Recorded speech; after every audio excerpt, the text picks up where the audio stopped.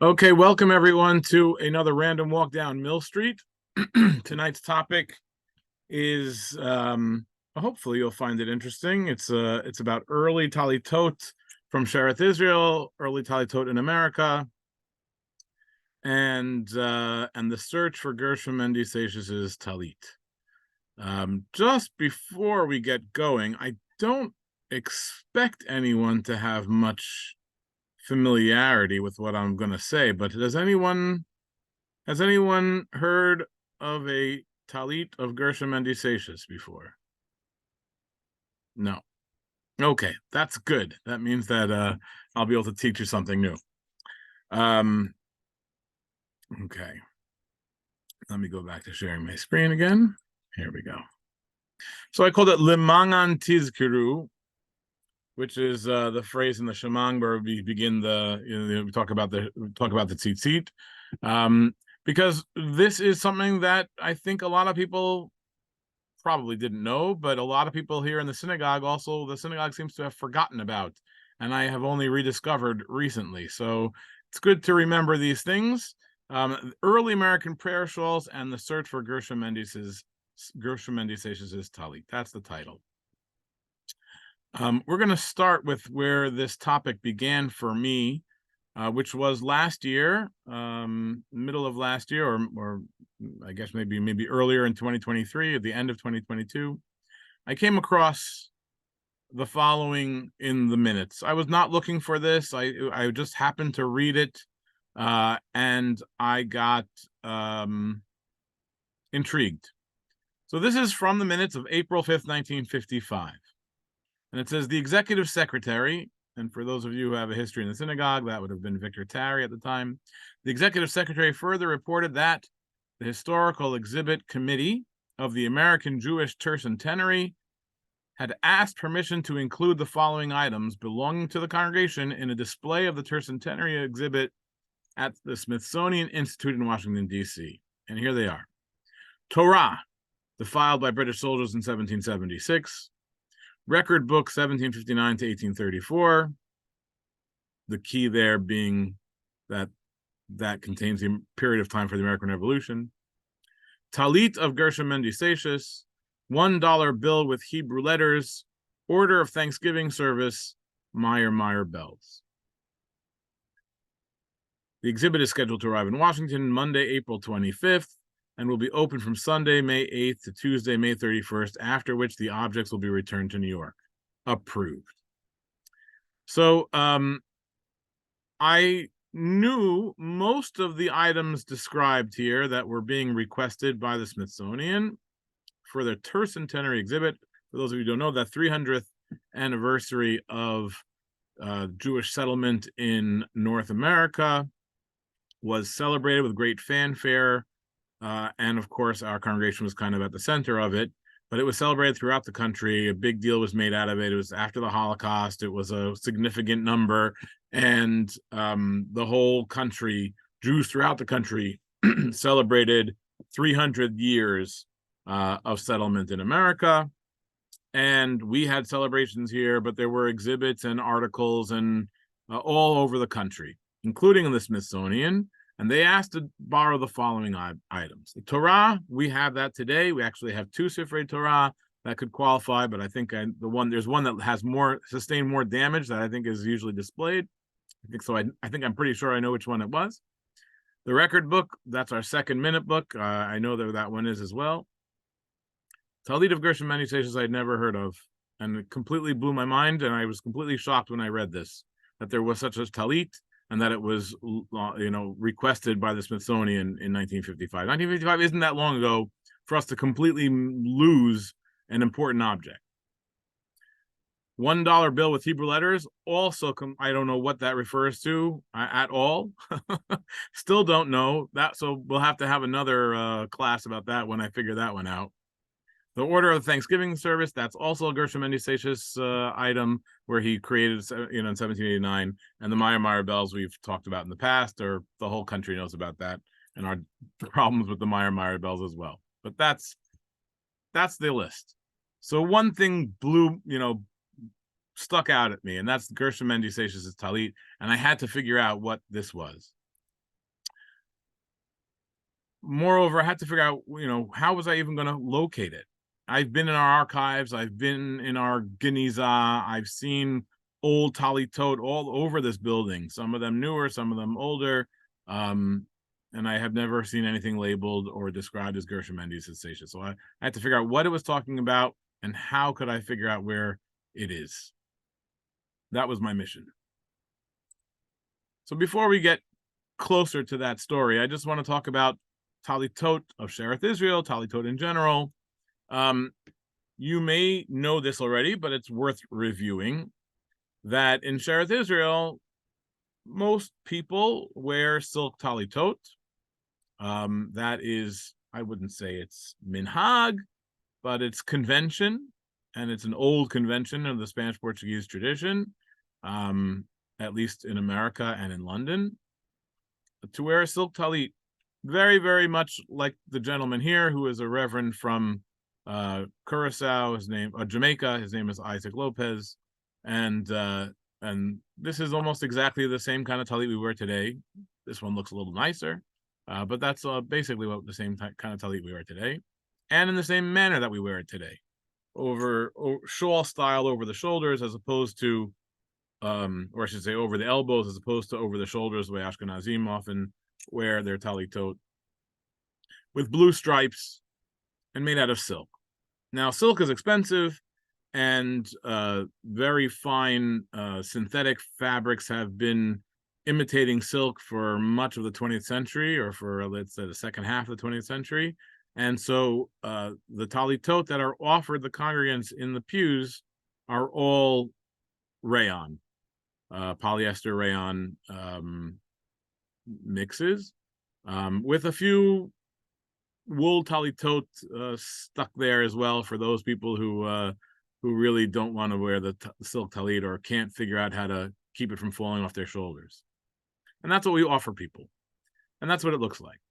But in Amsterdam, they wear wool talitot. They don't wear, most people in Amsterdam, in the Portuguese synagogue in Amsterdam, don't wear silk talitot, which was surprising when I first learned it, because I associate this style so much with our synagogue in Spanish Portuguese. But it's not universal.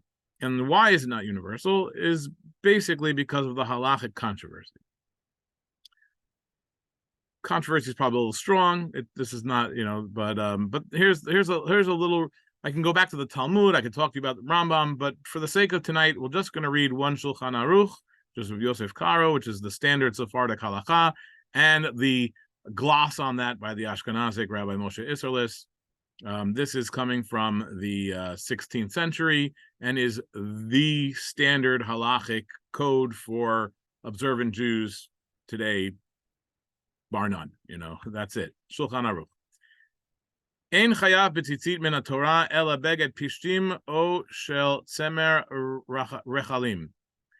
There is no obligation from the Bible, biblical obligation, to put on tzitzit on a garment, except for linen garments and sheep wool garments. Aval bigdei shar minim, garments made out of other materials, ein chayavim batzitzit ela midirabanan. They have no requirement to wear tzitzit except by rabbinic decree. And that's the standard halacha. And that is why there is a preference among many Jews not to wear a silk talit, but to wear a wool talit, because it's one of the ways to fulfill this, according to all opinions. It's coming from a debate in the Talmud. One rabbi says it's okay to, everything requires tzitzit. One rabbi says only these items require tzitzit. But just take a look at what the gloss says. That's the Sephardic standard halacha. The gloss is what is standard Ashkenazic halacha.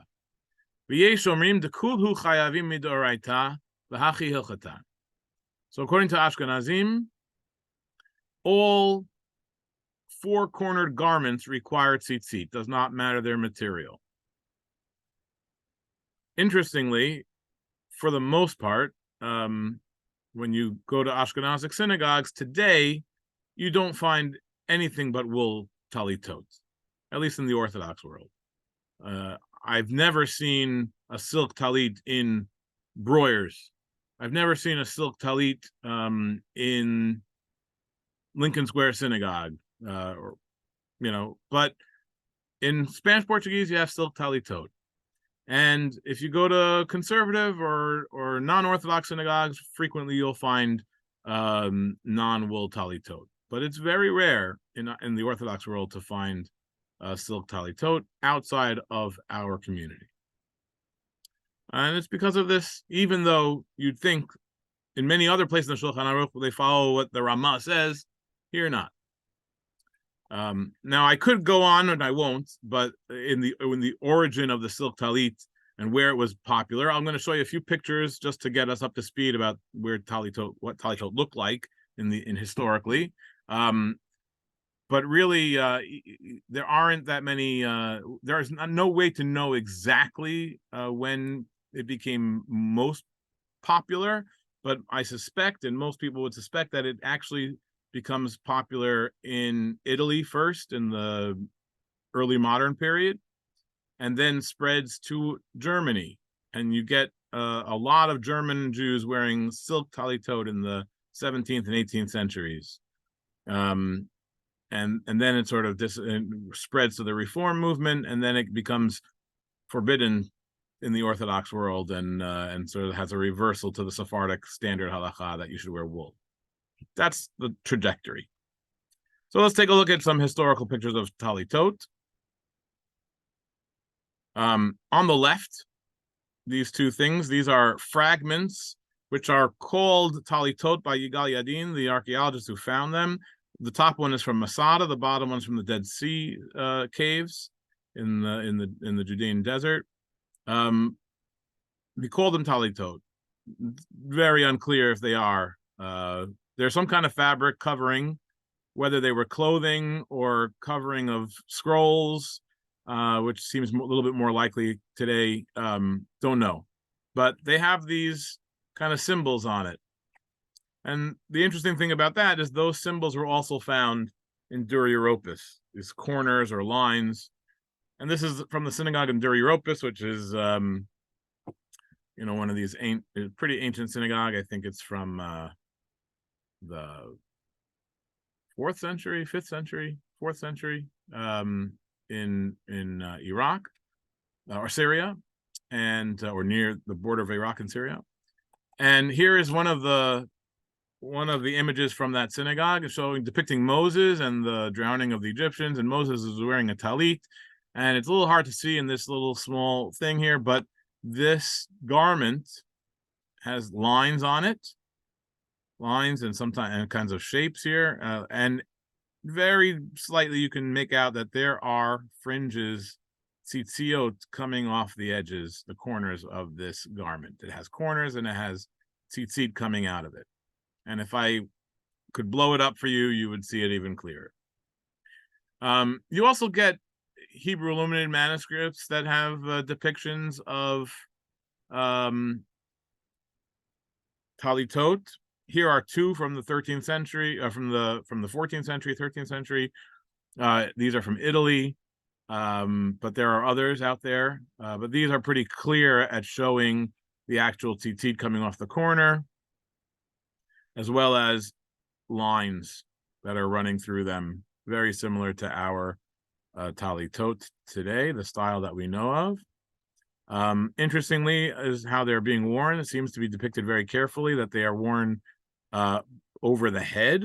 These are like the cantor reading over the head, and they are not folded over the shoulder, but not like we have it either. The one side is on one side of the arm, one side is on the front of the arm, one side is the back of the arm, and it looks pretty deliberate the way that it's being shown. So that's just a little survey of what some of the images look like in previous generations. When we get more to the modern era, we're talking about the 18th century, the 17th century, you get silk talitot like we are familiar with, usually with blue lines, occasionally with black lines. The number and style of lines vary greatly, meaning these stripes here. This one has 4 with a thick one in the middle and 4 thin ones. You'll see all sorts of different variations. I haven't seen anybody writing about the different variations or figure out, if they were customary in different places or have any significance other than that they probably indicate the old custom of techelet. That's why usually they're blue or often black, and that they come from these old Roman kind of toga garments that had stripes in them as well. But what I want to show you on this slide is the corners. Fine talitot have very decorative corners. That's usually where they are, where the owner shows off, where the maker shows off, and how fine the corner is. This one here in the center, which is particularly fine, is used or was used until modern times in our sister synagogue in Amsterdam, our mother community in Amsterdam, on Simchat Torah, only on Simchat Torah. The Chazan would wear a silk talit.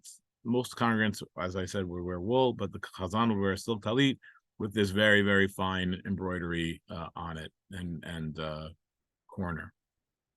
And here you see the Chazan from Jamaica. He has a simple blue corner.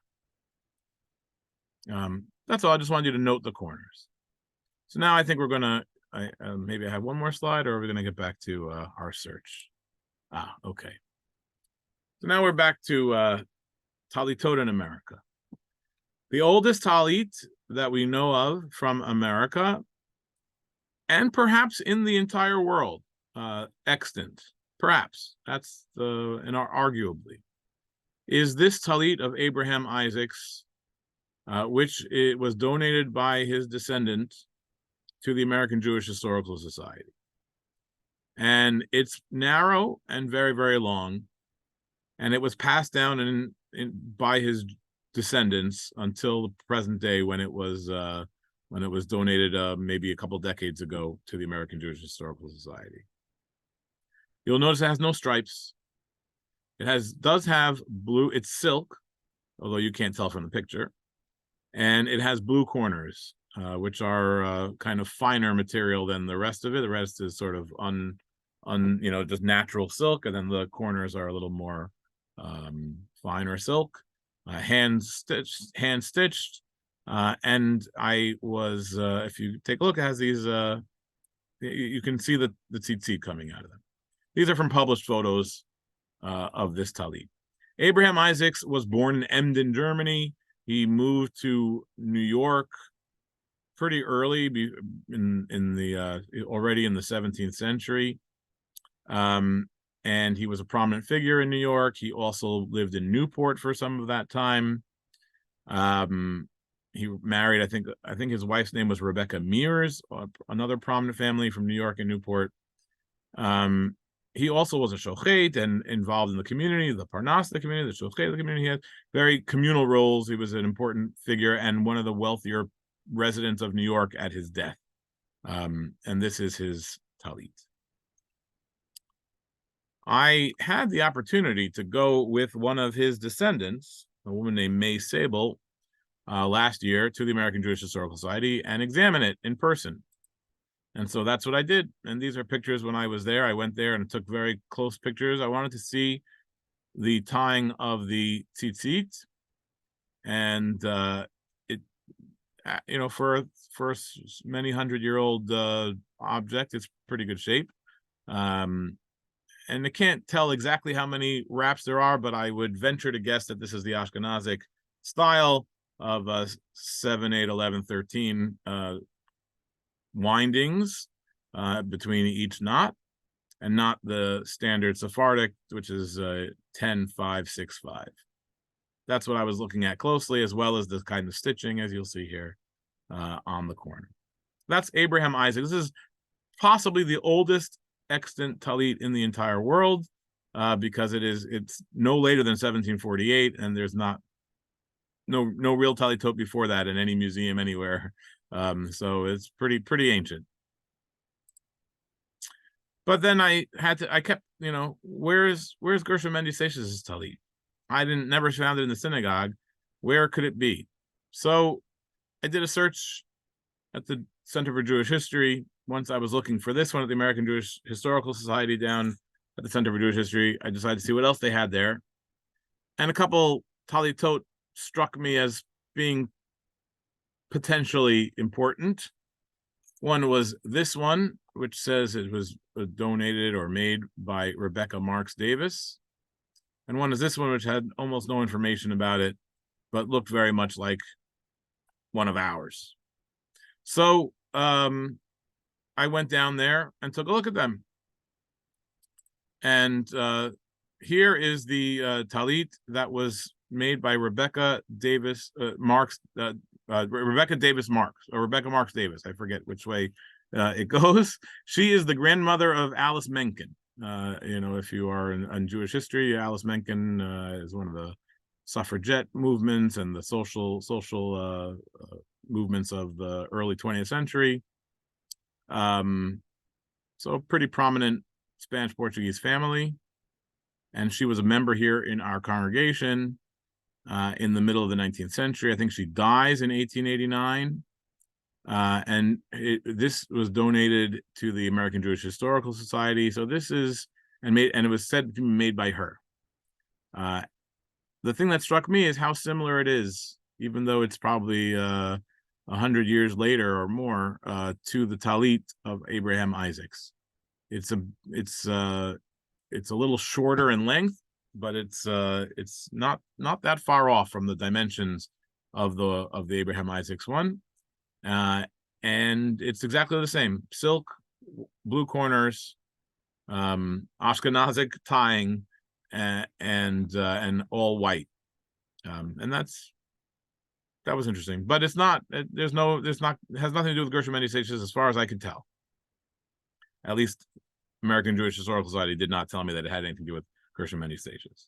So what about the other one that didn't have any name on it on their website? So I took a look at that one as well.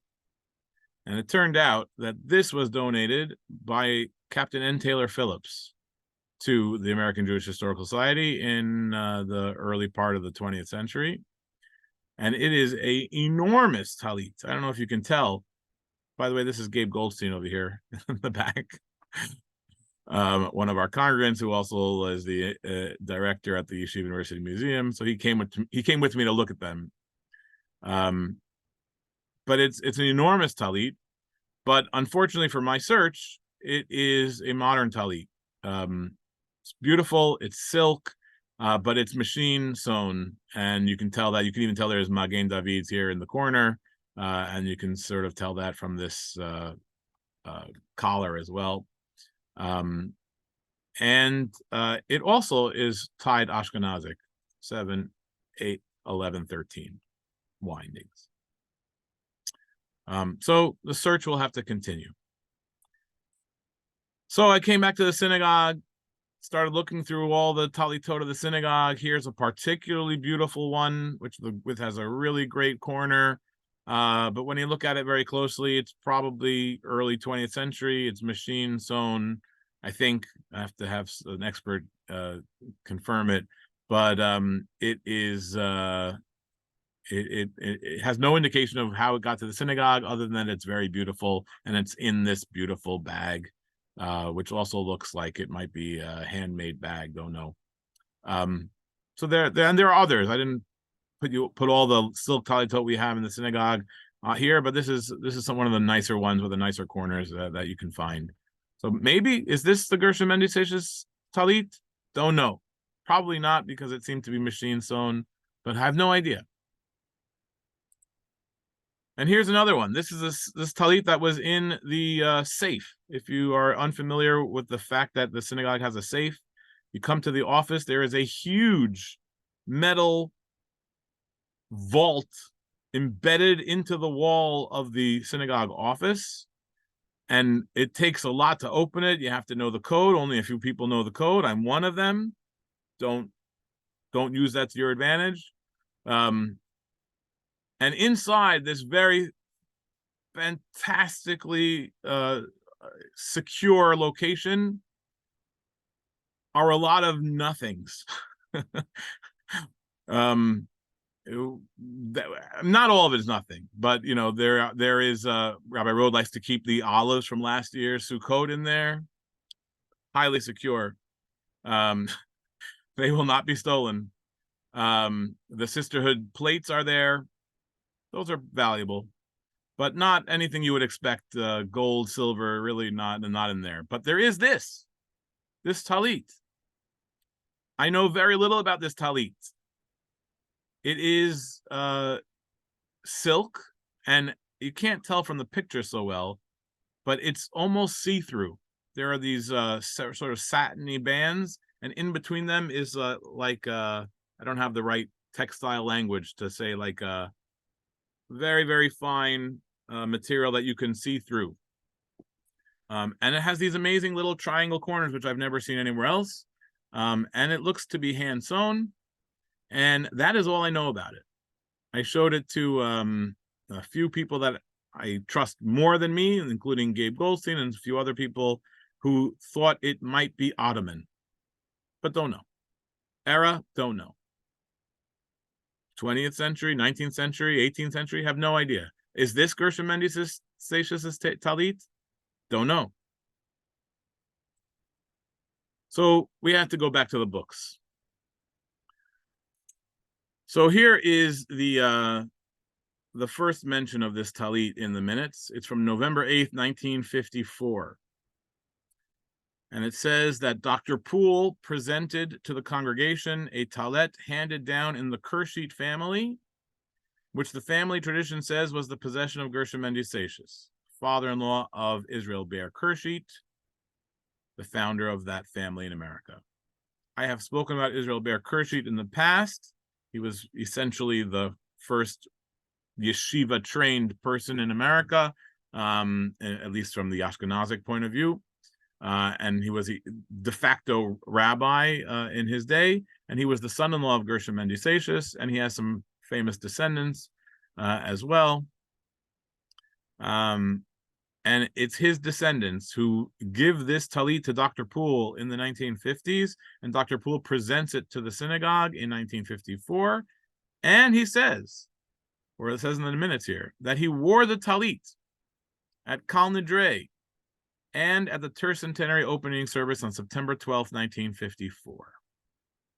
I have been searching for pictures of the opening service in September 12th, 1954, showing Dr. Poole wearing a talit and trying to figure out what that talit looked like, but have not found it. There are pictures of that service, but not with enough detail that you can actually make out anything about the talitot that are being worn. But that's our mission. Where is this talit? It was good enough to be worn, so that means it was in good shape. Wasn't in tatters.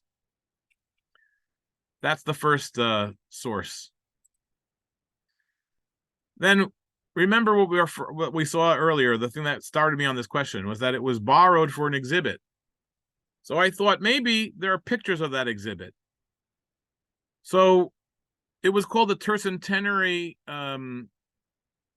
Exhibit Committee, which made this exhibit, and it was actually first in New York at the Jewish Museum and then went to the Smithsonian. And here is an actual photo of one of the windows of that exhibit from the when it was in the Jewish Museum. These photos are from the Tercentenary exhibit in the Jewish Museum, 92nd Street and 5th Avenue. And there's a talit there, and I got so excited that this is the talit. But then you read the description. When the British occupied New York in 1776, vandals damaged Torah scroll of Shearith Israel. Boom, that's the Torah scroll of Shearith Israel. Prayer shawl, foreground, belonged to Rabbi Alex Good, one of the heroic chaplains lost with the USS Dorchester. This is not it. I was so hoping that this would have been it, and then I could find this talit. But no, this is not it. I have not found a picture of it in that exhibition. I called the Smithsonian. The Smithsonian gave me the catalog from that exhibition here. I went through every picture located that was in the catalog. The talit was not there.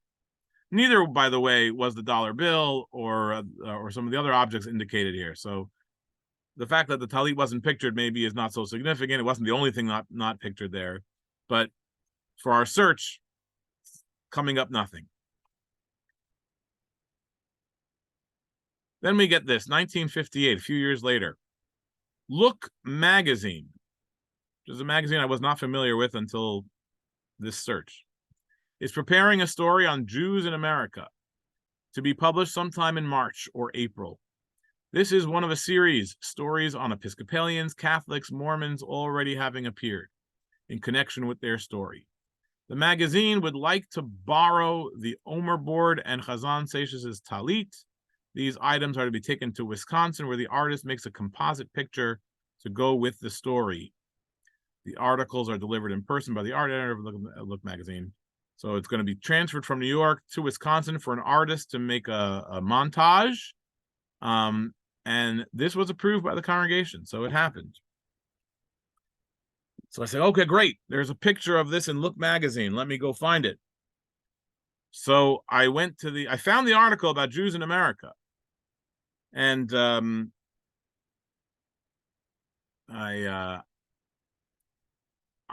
was amazed by it because it had pictures of Else Bentheim and her family in it. Literally in 101 in their apartment around the Shabbat table, which was all posed. And that was kind of exciting to me to see that. But there was no picture of the Tallit. Where did the picture of the Tallit go? And then I realized that the cover picture, which was not a photograph at all, but was a painting, did have a Tallit in it. And that's what the next picture shows you. This is the only image I am aware of Gershom Mendes Seixas' Tallit. And I sure hope that the artist was making an accurate representation and not just giving us the idea of it, because this is the only way that I'll be able to identify, if we ever find it, by the width and number of these stripes of this Tallit. This is Gershom Mendes Seixas' Tallit. By the way, this is a very fine portrait or still life, or I don't even know what this is called. And if you take a look inside, my sister pointed this out to me, you can see the artist put himself in the reflection in the Kiddush cup here. See that? It's a nice little touch. I wrote to the Smithsonian trying to get the artist's records. Not as easy as I was hoping. They said they welcomed me to come down to Washington D.C., where his personal papers are, but I have yet to do that. And I don't know if there would be any photographs anyway, because he worked on the actual object, as we saw in the minutes. They sent it to Wisconsin. He made this composite and sent it back to New York. This Sefer Torah is something, these are all different objects from different places. And the only thing from Sheretz Israel in this montage is this Tallit, and this is Gershom Mendes Seixas' Tallit. But what happened to it? Where did this Tallit go? So the minutes contain two more references. This one from September 1976.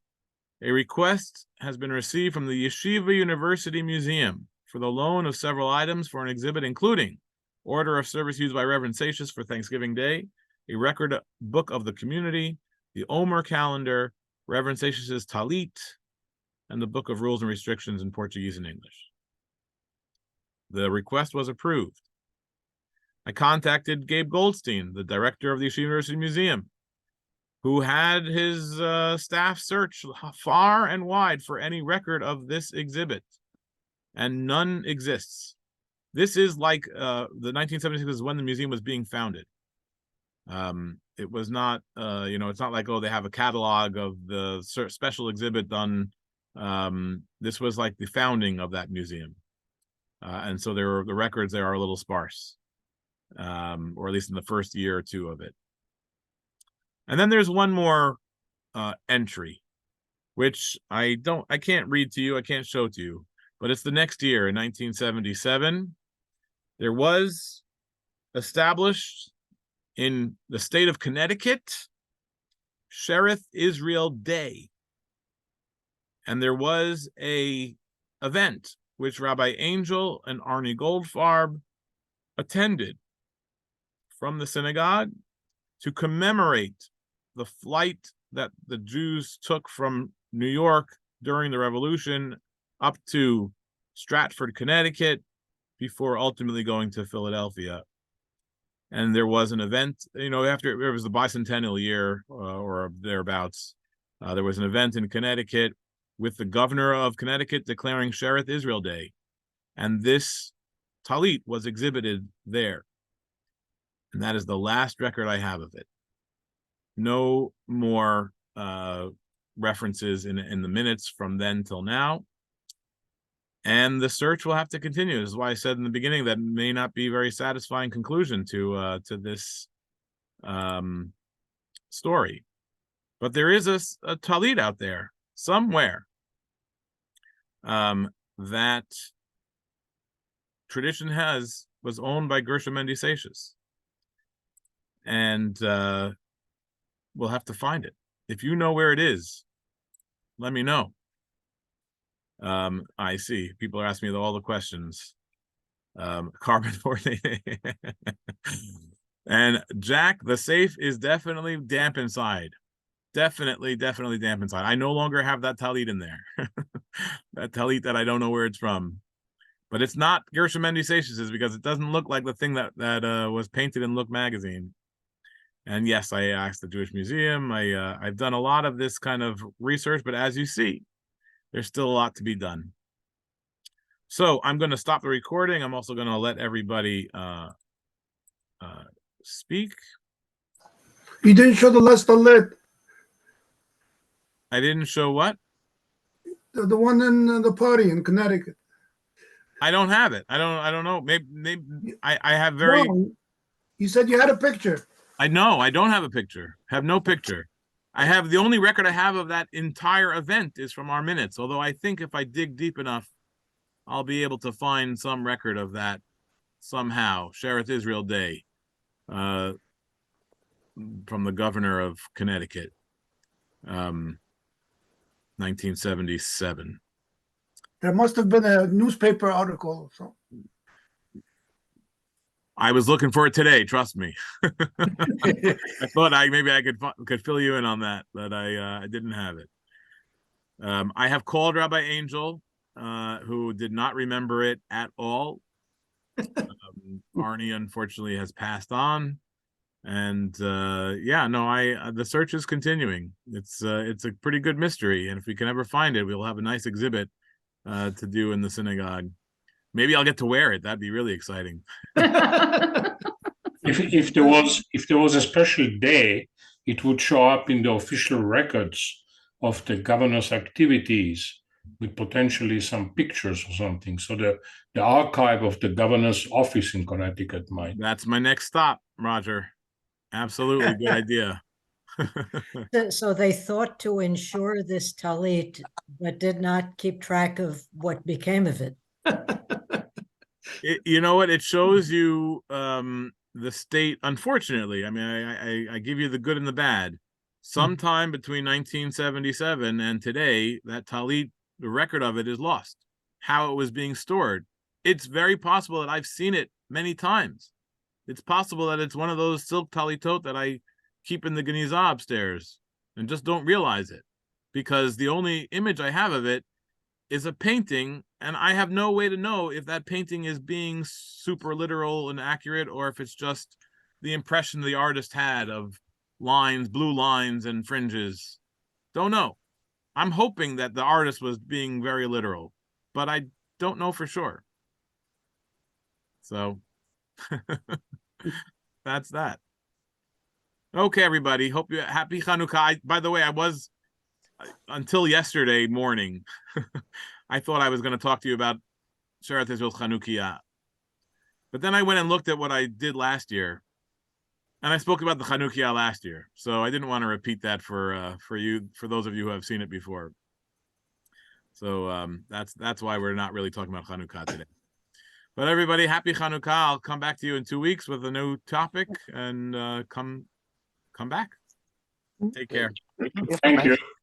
Bye-bye. Happy Hanukkah. Happy Hanukkah Sameach. Hanukkah.